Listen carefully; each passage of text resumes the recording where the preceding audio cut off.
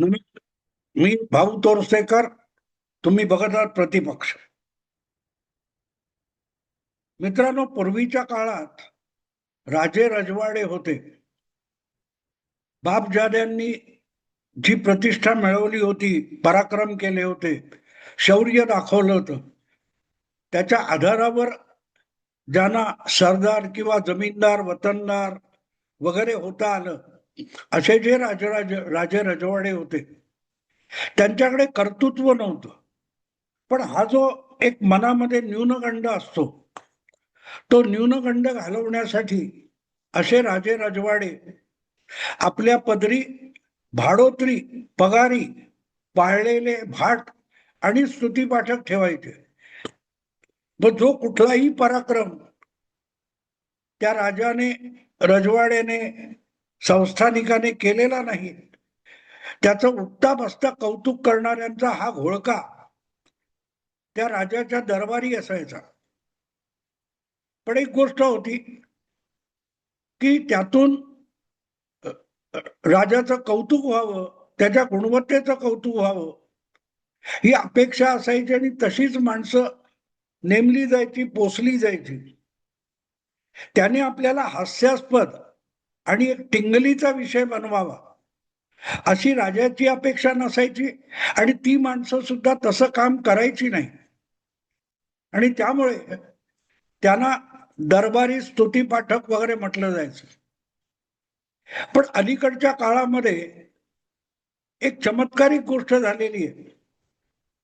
लोकशाहीतल्या अनेक संस्थानिक राजे रजवाड्यांनी आपल्या पदरी अशी काही माणसं स्तुतीपाठक बाळगलेले आहेत की ते उठता बसता मिळेल तिथे आपल्या मालकाला, धन्याला अडचणीत आणून टिंगलीचा विषय बनवण्यासाठी राबत असतात.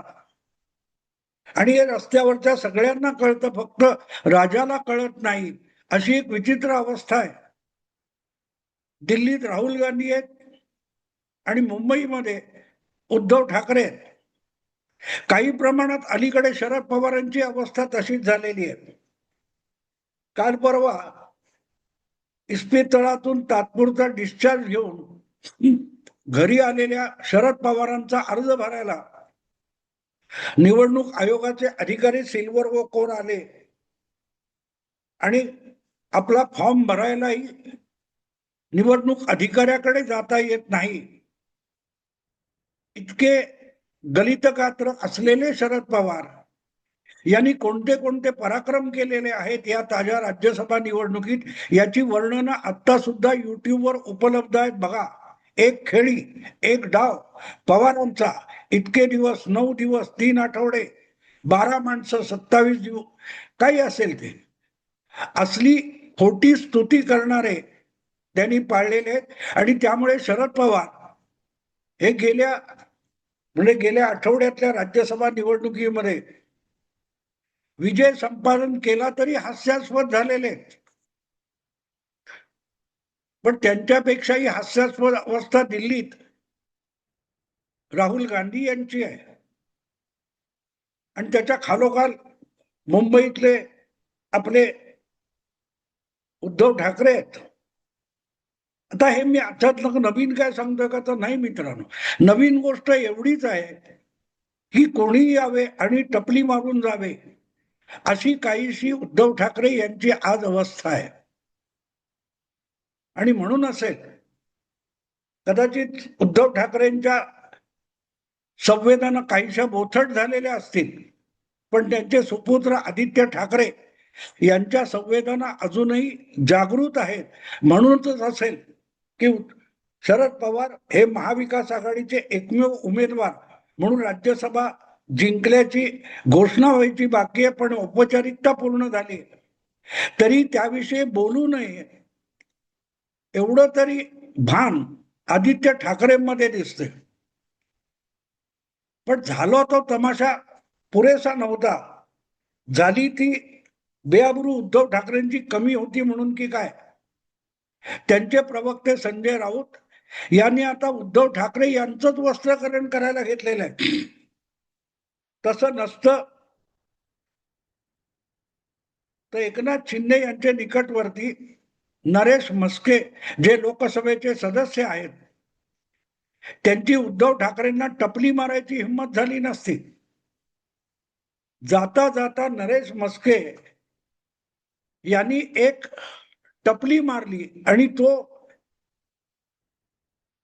मराठी पत्रकारितेमध्ये, मराठी माध्यमामध्ये चर्चेचा विषय होऊन गेला. उद्धव ठाकरे यांना परत विधान परिषदेवर जायचं असेल तर काय अवघड नाहीये. त्यांनी एक फोन कॉल एकनाथ शिंदे यांना करावा. शिंदे खूप दिलदार आहेत, उदार आहेत, आणि म्हणूनच उद्धव ठाकरेंनी एकनाथ शिंदेना नुसता एक फोन केला तरी त्यांचा विधान परिषदेचा रस्ता मोकळा होऊन जाईल, निर्वेद होऊन जाईल. असं जे काय वक्तव्य नरेश म्हस्के यांनी केलं, ती दुसरी टपली मारलेली नाही. मग त्यांची ऑफर आहे इथपर्यंत. नरेश म्हस्के यांची उद्धव ठाकरेंना ऑफर, एकनाथ शिंदेकडून उद्धव ठाकरेंना ऑफर, या असल्याच्या बातम्या आल्या ना, ते सगळे भाडोत्री पाळलेले स्तुती पाठक आहेत, भाट आहेत. उद्धव ठाकरे यांची चमचेगिरी करण्याच्या नादात अशा लोकांनी उद्धव ठाकरेंना अधिकाधिक हास्यास्पद करून टाकले. कुठच्याही बाजूने तर्कबुद्धी लढवली तरी असं वाटत नाही की उद्धव ठाकरे इतके लाचार होतील की ज्या माणसाचं नाव 20 जून 2022 पासून त्यांनी उच्चारलेलं सुद्धा नाही, अशा माणसाकडे विधान परिषदेत परत एकदा आमदारकी मिळावी म्हणून उद्धव ठाकरे लाचार होऊन गयावया करून एकनाथ शिंदेना फोन करतील, विनंती करतील की बाबा रे, मला विधान परिषदेत निवडून यायला मदत कर. मी कितीही उद्धव ठाकरेंचा टीकाकार असलो तरी ते इतके लाचार आणि अगतिक होतील असं मला बिलकुल वाटत नाही. पण चर्चा तशी चालू आहे. एकनाथ शिंदे यांच्या शिवसेनेकडून उद्धव ठाकरेंना ऑफर. कसली ऑफर? याला ऑफर म्हणतात. नरेश म्हस्के यांनी केलेली ती मस्करी आहे, मस्करी आहे, शुद्ध मस्करी आहे की या एकनाथ शिंदे फार उदार आहेत. त्यांच्या ठाण्याच्या लुईसवाडीच्या बंगल्याच्या दारात किंवा नंदनवन या शासकीय बंगल्याच्या दारात एक कटोरा घेऊन उभा राहा असं सांगणं याला ऑफर म्हणत नाहीत. पवार, उद्धव ठाकरे यांची स्तुती करण्यामध्ये तासन तास वाया घालवणारे जे लोक आहेत त्यांना एवढी तरी अक्कल असायला पाहिजे की नरेश म्हस्के जे बोललेत त्याला ऑफर म्हणत नाहीत. मी अमुक एक वस्तू उकिरड्यावर टाकायला निघालोय, कालचं परवाचं शिळं अन्न आहे, हवं असेल तर हाक मारा, मी तुम्हाला देतो, असं सांगणं याला ऑफर म्हणत नाहीत. नरेश म्हस्के यांनी एक प्रकारे उद्धव ठाकरे यांची भयंकर अवहेलना केलेली आहे. एकनाथ शिंदेना एक फोन करा, आणि यात काही नवीन नाही. हे गेल्या राज्यसभेच्या निवडणुकीच्या निमित्ताने 10-15 दिवसापूर्वी केलेला एक व्हिडिओ आहे माझा. त्याच्यात हे मी पण सांगितलं होतं. अगदी काँग्रेस आणि शरद पवार गट यांना झुगारून उद्धव ठाकरे आपला राज्यसभेचा उमेदवार निवडून आणू शकतात. त्यांनी फक्त एक फोन एकनाथ शिंदेना करावा आणि रिक्वेस्ट करावी की विषय शिवसेनेचा आहे, आमच्याकडे 20 आमदार आहेत, आम्हाला एक 17 आमदार कमी पडतात आणि तुमच्याकडे 17 आमदार जास्तीचे आहेत, तेवढा पाठिंबा द्या. हे उद्धव ठाकरे करू शकले असते, हे मी पण म्हटलेलं आहे. पण ती ऑफर नव्हती, मी शक्यता वर्तवली होती. आणि नरेश म्हस्के सुद्धा जे सांगतायत ते एक प्रकारे शक्यता आहे. कोणीतरी म्हटलंय ते डिवचलेलं आहे. बरोबर आहे, डिवचलेलं आहे. डिवचलं नाही, जखमेवर मीठ चोळलेलं आहे. ज्याला मिंदे मिंदे मिंदे म्हणत बसलाय 4 वर्ष, त्याच्याकडे मिंदेपणाचा कटोरा घेऊन दारात उभे राहा. याला ऑफर म्हणत नाही. ज्यानी कोणी हा ऑफर हा शब्द काढला तो नक्कीच उद्धव ठाकरेंचा चमचा आहे यात शंका नाही.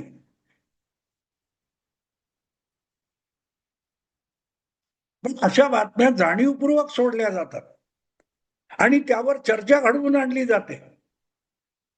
पण जर समोरच्या बाजूला असले दिवटे स्तुती पाठक आणि भाट आणि चमचे असले तर तुमचं वस्त्रहरण करायला कुठल्या दुःशासनाने येण्याची गरज नसते. तेच तुमचं दुःशासन म्हणून वस्त्रहरण करत असतात. मुळात सुरुवात कुठून झाली आता सगळीकडे चर्चा चालू आहे. अगदी शिवसेनेत पण म्हणजे उबाठा शिवसेनेमध्ये एकमेकांवर दोषारोपण चालू आहे की शरद पवारांना जागा सोडायचं कारण काय होतं. शरद पवारांच्या दुप्पट आमदार उबाठा शिवसेनेकडे होते. काँग्रेस आणि उबाठा मिळून राज्यसभेची जागा निवडून आणू शकत होती आणि रोटेशनने उबाठा शिवसेनेचा हक्क होता. तरी शरद पवारांसाठी जागा का सोडायची. शरद पवार राज्यसभेत जाऊन करणार काय आहेत. त्यांना आपले हातपाय हलवणं सुद्धा अवघड आहे इतकी त्यांची विकलांग परिस्थिती आहे. मग उद्धव ठाकरेंनी हा हक्क का सोडला. आदित्य ठाकरेंना हिरमुसलं होण्याची वाडी त्यांच्याच पित्याने का आणली याच्यावर अगदी शिवसेना उबाठाच्या अंतर्गत आता वादविवाद सुरू झालेले. तर त्याची सुरुवात शिवसेनेचे मुख्य प्रवक्ते संजय राऊत यांनी केलेली होती. जेव्हा मुख्यमंत्री देवेंद्र फडणवीस म्हणाले की 7 पैकी 6 जागा आरामात महायुती निवडून आणू शकते. उरलेली जी एक जागा आहे तिचा विचार कसा करायचा, कुठला उमेदवार आणायचा तो महाविकास आघाडीच्या नेत्यांनी एकत्र बसून ठरवावं. आणि नंतर त्याला एक पुस्ती फडणवीसांनी जोडली की जर महायुतीने शरद पवारांसारखा ज्येष्ठ उमेदवार दिला तर मग मात्र आम्ही ती निवडणूक होऊ नये, बिनविरोध व्हावी यासाठी प्रयत्नशील राहू. पण मुळात शरद पवारांनी नावं आलं कुठून. खुद्द शरद पवारांनी कधीही जाहीररित्या काही सांगितलं नाही. राज्यसभा निवडणुकीचे वेध लागल्यापासून शरद पवारांनी जे पुण्याच्या रुबी हॉल किंवा ब्रिज कॅन्डी हॉस्पिटलमध्ये आडोसा घेऊन ते लपून बसले, माध्यमांसमोर आले नाहीत किंवा त्यांच्या कोर्टातला कोणी पुढे आला नाही. अशा वेळेला शरद पवारांचं नाव सगळ्यात पहिल्यांदा पुढे आणणारे संजय राऊत होते. पण ज्या वेळेला दुसऱ्याच दिवशी आदित्य ठाकरेंनी ते खोडून टाकलं तेव्हा तेही कसे बरोबर, मी पण कसा बरोबर अशी सारवासारव संजय राऊत यांनी केली. पण तोपर्यंत भात्यातून मान सुटलेला होता.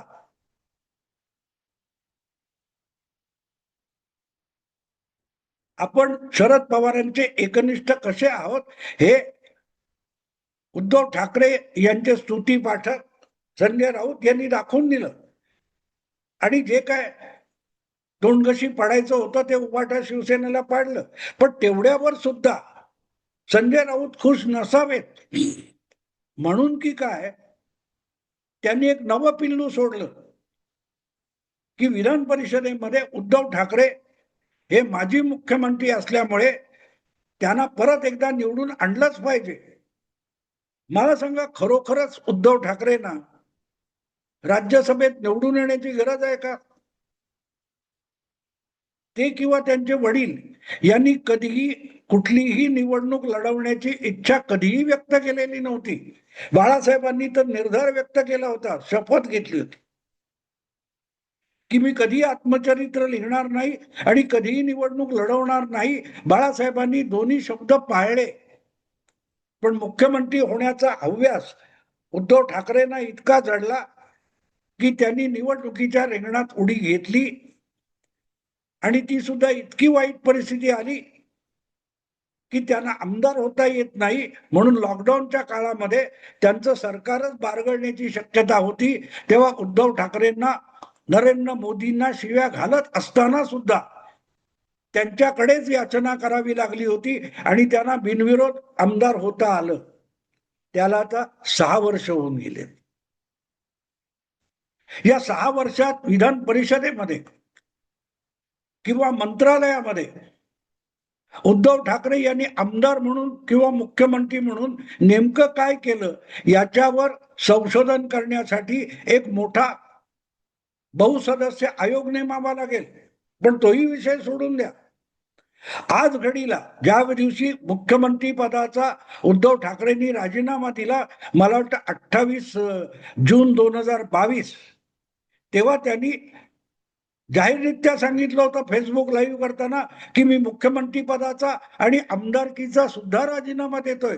पण तो आमदारकीचा राजीनामा त्यांनी दिला नव्हता. मला यातलं काही नकोय हे त्यांनी तेव्हाही सांगितलं होतं आणि मुख्यमंत्री होण्यापूर्वी सुद्धा आमदार होण्याची कुठचीही मनीषा उद्धव ठाकरेंना नव्हती. मग आज कशाला असेल? कसलाही अधिकार नसलेला एक आमदार ज्याला जाऊन तिथे विधान परिषदेमध्ये वादविवाद करायचा आहे, अशा पदाचं आकर्षण उद्धव ठाकरेंना अजिबात नाही. त्यामुळे त्यांना अशी इच्छा असण्याचंही कारण नाही. मग त्यांचं नाव या रेसमध्ये आणण्याची संजय राऊत यांना गरज काय होती? मी सांगितलं ना सुरुवातीला, आपल्या धन्याला, आपल्या मालकाला जगात टिंगलीचा विषय बनवणारा स्तुतीपाठक, हा विषय संजय राऊतांनी आणलाच नसता तर नरेश म्हस्के ही असली ऑफर देऊ शकले असते का? मस्करी करू शकले असते का? टिंगल करू शकले असते का? टपली मारू शकले असते का? काय दिवस आलेत बघा. ज्याला मिंदे मिंदे म्हणून हिणवलं त्याचा एक सहकारी, दुय्यम सहकारी नरेश म्हस्के आज उद्धव ठाकरेंची जाता जाता टोपी उडवतोय. एक फोन करा, शिंदे दिलदार आहेत. उद्धव ठाकरेंची इतकी अवहेलना दुसऱ्या कोणीही केलेली नसेल. पण ती अवहेलना करण्याची ऑफर नरेश म्हस्केंना संजय राऊतांनी दिली हे विसरू नका. गरज नव्हती. हा विषय एवढ्यात काढायची संजय राऊतांना काढीचीही गरज नव्हती, पण त्यांनी काढला. का काढला? म्हस्केंना संधी मिळाली पाहिजे.